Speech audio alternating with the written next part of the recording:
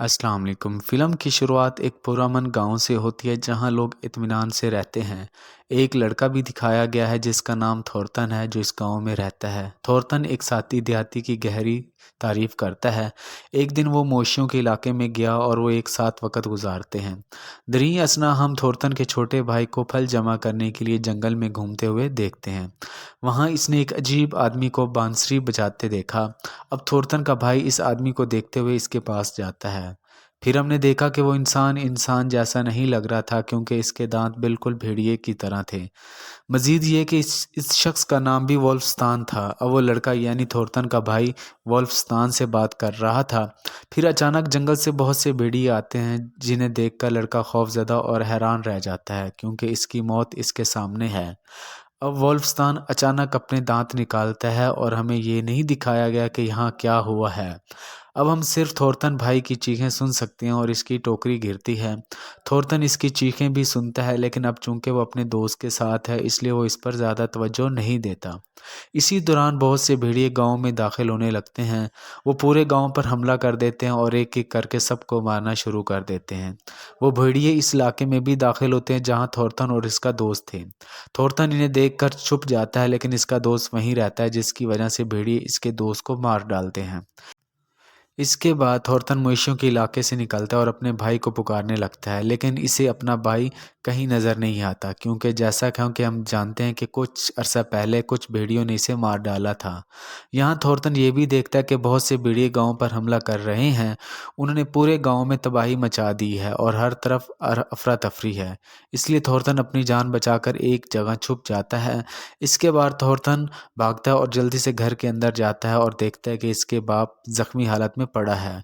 Thornton के वालिद इससे भागने को कहते हैं क्योंकि यहाँ बहुत ख़तरा है लेकिन इसी दौरान एक वीरो वोल्फ वहाँ आता है।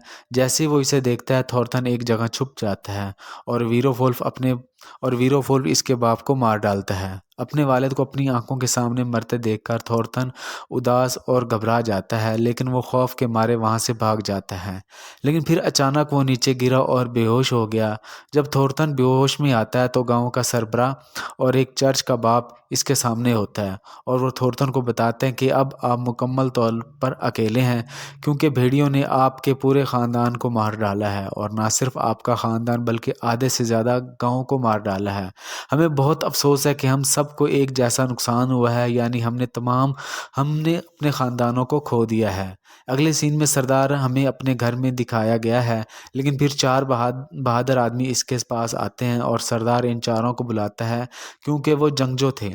इनमें बड़े आदमी का नाम हल था और बाकी इसके साथी हैं। अब सरदार इन्हें टास्क देता है कि वो जंगल के इस पार गांव के बादशाह के पास जाकर पैगाम दें कि भेड़ियों ने हमारे गांव पर हमला किया है, हम बेबस हैं और आपकी मदद की ज़रूरत है। सरदार इन्हें ये भी बताता है कि ये जंगल इतना ख़तरनाक है कि इसे अबूर करना आसान नहीं क्योंकि जो वहाँ जाता है वो ज़िंदा वापस नहीं आता, वो मार दिया जाता है। अब चूंकि वो इस इलाके का सबसे बहादुर आदमी था इसलिए वो इस बात से नहीं डरता था। वो अपने मिशन के लिए जाने लगता है। थॉर्टन वहाँ आता है और कहता है कि मैं भी तुम्हारे साथ जाना चाहता हूँ क्योंकि मैं इस जंगल का एक एक रास्ता जानता हूँ और एक बार मैं अपने वालिद के साथ भी वहाँ गया था। फिर वो इसे अपने साथ ले जाने पर राज़ी हो जाते हैं। इसके बाद सरदार थॉर्टन को कुल्हाड़ी देता है और कहता है कि ये तुम्हारे बाप की है। इसके बाद वो अपने मिशन पर आगे बढ़ते हैं। यहाँ इनका एक साथी भी इनके साथ शामिल हो जाता है। इसके बाद वो अपनी मंजिल तक पहुँचने के लिए अपने सफ़र पर रवाना होते हैं। अब चलते चलते वो इसी जंगल में पहुँच जाते हैं जहाँ से इन्हें गुजरना था। आगे जाने के बाद इन्हें एक बच्चे की लाश दरख्त से लटकी हुई नज़र आती है। लाश की हालत बहुत ख़राब थी क्योंकि इसके जिस्म से सारा गोश्त गायब था। अब थॉर्टन इस लाश को गौर से देखता है और इसे पता चलता है कि ये इसके भाई की लाश है। इसे देखकर थॉर्टन बहुत घबराता है और क्या करने लगता है। इसके बाद वो फिर अपने सफ़र पर आगे बढ़ते हैं और चलते चलते रात दिखाई देती है। इसलिए वो आग जलाते हैं और रात गुजारने के लिए वहीं बैठ जाते हैं जहाँ वो सब एक दूसरे से बातें करने लगते हैं। वो एक दूसरे को अपने बारे में बताना शुरू कर देते हैं। अब थोड़ी देर बाद बाकी सब भी सो जाते हैं लेकिन हाल जाग रहा था, इसे नींद नहीं आ रही थी। फिर थॉर्टन को एक डरावना ख्वाब आता है जिसकी वजह से इसकी आँख खुल जाती है। इसके बाद वो हाल के पास बैठता है और इससे बातें करने लगता है लेकिन फिर अचानक इसे बांसुरी बजाने की आवाज़ सुनाई देती है। फिर वो दोनों जल्दी से उठते हैं और चेक करने जाते हैं लेकिन आगे जाकर देखते हैं कि वोल्फस्तान बैठा है। اور وہ وہی تھا جو بانسری بجا رہا تھا۔ پھر اچانک اس نے اپنے دوسرے ساتھیوں یعنی ویرو وولفز کو وہاں بلایا جو ہال اور تھورتن پر حملہ کرتے ہیں۔ اب اس ہنگامہ رائی کی وجہ سے ان میں سے باقی کی بھی آنکھیں کھل جاتی ہیں اور وہ سب بھیڑیے سے لڑنے لگتے ہیں، ان کا مقابلہ کرتے ہیں۔ دوسرا سینئر جنگجو بھی بہت سارے ویرو وولفز کو مارتا ہے، لیکن اسی دوران تمام ویرو وولفز دوسرے جنگجوں کو مار ڈالتے ہیں۔ اس کے بعد بھیڑیے جنگجوں کو اٹھا کر اپنے ساتھ لے جاتے ہیں۔ وہ انہیں سیدھا ایک غار میں لے جاتے ہیں اور وولفستان نے ایک جنگجو سے کہا کہ وہ ان کے ساتھ شامل ہو جائے اور ان جیسا بن جائے، یعنی میں تمہیں بھیڑیا بنانا چاہتا ہوں جس سے تمہاری جان بھی بچ جائے گی۔ اب چونکہ وہ مرنا نہیں چاہتا تھا اس لیے وہ اس پیشکش کو قبول کرتا ہے اور وولفستان بھی ایسا ہی کرتا ہے جیسا کہ اس نے کہا۔ وہ اس پر حملہ نہیں کرتا اور اسے ویرو وولف بنا دیتا ہے۔ وہاں ہال کہتا ہے کہ اب ہمیں جانا چاہیے۔ تھورتن نے جواب دیا کہ میں باقی 2 جنگجوؤں کو بھی لیے بغیر نہیں جاؤں گا۔ یہ کہہ کر تھورتن انہیں ڈھونڈنے اکیلا چلا جاتا ہے۔ پھر تھوڑی دیر بعد وہ انہیں ڈھونڈتا ہے اور ایک غار میں جاتا ہے جہاں تمام بھیڑیے سو رہے تھے۔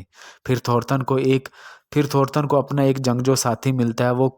وہ ہاتھ کھولتا ہے اور اسے اپنے ساتھ لے جانا لگتا ہے۔ اس کے ساتھ ہی وہ کلہاڑی سے ایک ویرو وولف کو بھی مارتا ہے، لیکن آواز سنتے ہی سارے بھیڑیے جاگ اٹھتے ہیں، جس میں سے اس کا ایک ساتھی بھی شامل تھا جسے وولفستان نے ویرو وولف بنایا تھا۔ اس کا ساتھی بھی اس پر حملہ کرنے کے لیے آگے بڑھتا ہے، لیکن تھورتن اپنے ساتھی کے ساتھ غار سے فرار ہونے میں کامیاب ہو جاتا ہے۔ اب سینئر جنگجو زخمی تھا، اس لیے ہال کہتا ہے کہ اس جنگجو کو یہیں چھوڑ کر آگے بڑھیں۔ پھر دوسرا جنگجو کہتا ہے کہ نہیں، یہ فیصلہ درست نہیں ہوگا، ہمیں اسے اپنے ساتھ لے جانا چاہیے۔ اور اپنے زخمی ساتھی کی مدد سے آگے بڑھتے ہوئے وہ کافی دیر چلتے ہوئے ایک گھر پہنچ جاتے ہیں۔ وہاں اس نے ایک مرد اور ایک عورت کو دیکھا جو دونوں میاں بیوی تھے۔ اس کے بعد یہ لوگ اس جوڑے سے مدد مانگتے ہیں۔ اب پہلے وہ آدمی ان کی مدد کرنے سے انکار کرتا ہے، لیکن پھر بہت اصرار کے بعد وہ مانتا ہے۔ وہ کہتا ہے کہ میری بیوی تمہاری ساتھی کی چوٹ ٹھیک کر دے گی کیونکہ وہ بہت سے علاج جانتی ہے۔ اس کے بعد وہ انہیں گھر کے اندر لے جاتے ہیں اور گھر کے اندر جا کر حل کرتے ہیں اور وہ شخص ہتھیاروں کو تیز کرنے چلا جاتا ہے اور وہ عورت دوسرے جنگجوؤں کو کھانا دیتی ہے، لیکن کھانے میں زہر تھا۔ وہاں جو آدمی ہل کے ساتھ گیا تھا وہ بھی ہل سے لڑنے لگتا ہے اور اسے بری طرح زخمی کر دیتا ہے، لیکن ہال کیونکہ وہ زیادہ طاقتور تھا اس لیے اسے پکڑ کر مار ڈالتا ہے۔ تھورتن کو باہر ایک خفیہ راستہ نظر آتا ہے جو دراصل ایک دروازہ تھا۔ جب وہ اسے کھولتا ہے تو اسے وہاں کچھ آدمی نظر آتے ہیں جو بہت زخمی اور باندھے ہوئے تھے۔ جنگجو زہر کی وجہ سے تکلیف میں ہے، لیکن پھر 2 تیر اس کے سینے میں آ کر داخل ہو گئے اور وہ تیر وولفستان نے مارا تھا۔ پھر اس نے ایک تیر سے سینئر جنگجو کو بھی مار ڈالا اور اسے زخمی کر دیا۔ اب اس کے بعد دونوں سورما ایک ساتھ مارے گئے ہیں اور ہال جو زخمی ہو گیا ہے، اور اسی دوران بہت سے بھیڑیے آتے ہیں اور تھورتن اور ہال پر حملہ کرتے ہیں۔ وہ دونوں بڑی بہادری کے ساتھ ان سے کافی دیر تک لڑتے رہتے ہیں اور وہ 2 بھیڑیوں کو مارنے میں کامیاب بھی ہو جاتے ہیں۔ ان کو قتل کرنے کے بعد وہ فرار ہو رہے تھے، لیکن پھر اچانک وولفستان نے ہال پر تیر چلا کر اسے بری طرح زخمی کر دیا۔ یہ دیکھ کر تھورتن گھبرا جاتا ہے اور چیخنے لگتا ہے۔ اب ہال تھورتن سے کہتا ہے کہ وہ اپنی جان بچا کر بھاگ جائے کیونکہ میں زخمی ہوں اور ویسے بھی مجھے تھوڑی دیر بعد مرنا ہے۔ تھورتن اس سے اتفاق کرتا ہے اور وہاں سے بھاگ جاتا ہے۔ اس کے جانے کے بعد وولفستان نے ہال پر بہت سے تیر برسائے۔ دوڑتے ہوئے تھورتن کے سامنے پتھر آ جاتے ہیں اور وہ چٹانوں پر چڑھنا شروع کر دیتا ہے۔ کبھی گرتے ہوئے، کبھی احتیاط سے وہ کسی نہ کسی طرح چٹان کی چوٹی پر چڑھ جاتا ہے۔ اب اس کی آنکھوں کے سامنے ایک قلعہ تھا جو اس بادشاہ کا تھا جس کے پاس سردار نے اسے بھیجا تھا۔ اب تھورتن اس قلعے کے اندر جاتا ہے جو بالکل ویران تھا اور کچھ بھیڑیے تھے جو چپکے سے اسے دیکھ رہے تھے۔ آگے جانے کے بعد تھورتن وہاں وولفستان کو دیکھتا ہے۔ وہ تھورتن پر ہنسا اور کہتا ہے تم آ گئے ہو، بادشاہ تمہارا انتظار کر رہا ہے، جلدی کرو، چھت پر آؤ۔ اب تھورتن آگے بڑھ کر سیڑھیاں چڑھنے لگتا ہے، لیکن ان سیڑھیوں پر بیٹھے بھیڑیے تھے۔ تھورتن چھت پر جاتا ہے جہاں وہ بادشاہ سے ملتا ہے۔ یہاں ہم پر انکشاف ہوا کہ اس کے سب کے پیچھے بادشاہ کا ہاتھ ہے۔ وہ تمام بھیڑیے بادشاہ کے ساتھی ہیں جنہیں بادشاہ نے اپنے محل میں رکھا ہوا ہے۔ اس کے بعد بادشاہ تھورتن کو نیچے تہہ خانے میں لے جاتا ہے جہاں ہال زخمی حالت میں بندھا ہوا تھا۔ اس کا مطلب ہے کہ اتنے زخمی ہونے کے باوجود زندہ بھی تھا۔ یہاں ایک اور راز کھولتا ہے کہ ہل دراصل بادشاہ کا بیٹا ہے، لیکن اپنے والد کی سستی حرکتوں کی وجہ سے اس نے گھر چھوڑ دیا تھا۔ وہ اپنے والد کے خلاف تھا، اس لیے اس نے اپنے والد کے خلاف بغاوت کا اعلان کیا اور اسی وجہ سے وہ جنگجو بن کر اپنے بھیڑیے کو مار رہا تھا۔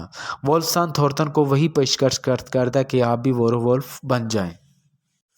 وولفستان تھورتن کو وہی پیشکش کرتا ہے کہ تم ہماری طرح ویرولف بن جاؤ یا مر جاؤ۔ تھورتن خود کو زندہ رکھنے کے لیے ان جیسا بننے پر راضی ہوتا ہے، لیکن ہال اسے ایسا کرنے سے منع کرتا ہے۔